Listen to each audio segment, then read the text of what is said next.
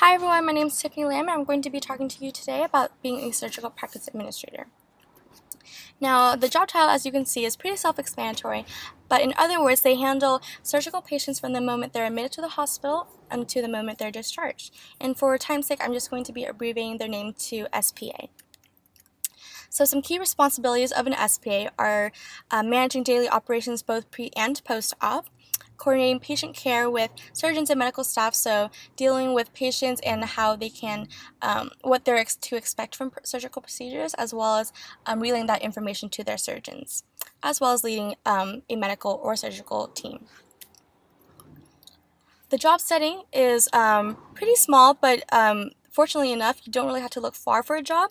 Most of your jobs will be found in hospitals, surgical clinics, or a private medical office if you are hired by a private surgeon. For the education experience, you only need a 4-year bachelor's degree, which is great. It is optional, not required, but optional if you would like to give yourself a little boost up if you want a higher role in the field. It's optional to take some electives, have some clerical experience, take some volunteer opportunities, or a part-time job or internship. These will only help you and benefit you in terms of allowing you to get a higher role or position when you do apply for a job. Of course, it is helpful to have adequate knowledge of the medical industry and terminology when you do apply for a job as an SPA. Some core skills would be communication skills, interpersonal, organizational skills, and critical thinking and problem solving. So communication, of course, you're going to be handling a lot of one-on-one time with patients, as well as coordinating their care with surgeons and other medical staff. So it's great to have that foundation on communication. Being interpersonal as well is great for dealing with patients and providing the best care that you can give them.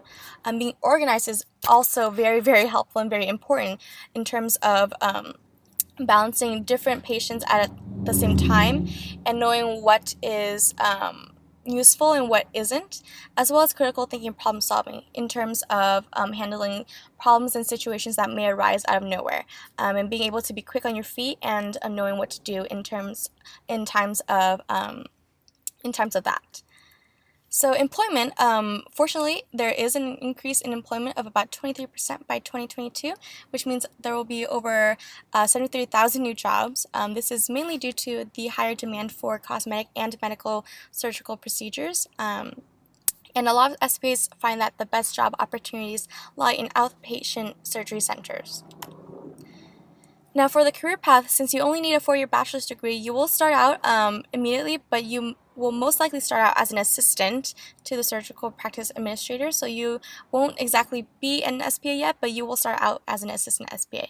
But of course, with more experience comes a higher role, and that is all that will only benefit you more as you learn more about what the job has to offer.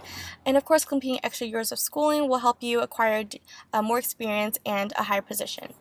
SPAs also work about a 40-plus hour week and are often on call for emergencies, but their salary is pretty forgiving. You start around the $55,000 annually, but with more experience, it only gets better from there. So most SPAs will end up around mid-hundred thousands annually. Now, why I selected this position was, of course, my interest in healthcare and helping other people, and I also work in a medical clinic as well, so I can see firsthand what it's like to be able to be a part of the patient's journey. And I love interacting with them and other physicians. But another great reason for why I selected this position was Grey's Anatomy, one of my favorite shows. They piqued my interest in surgery, and so I thought, Grey's Anatomy on one hand and my medical experience on the other provided a great middle. So thank you for listening and watching my presentation. I hope you have a great rest of your day. Thanks.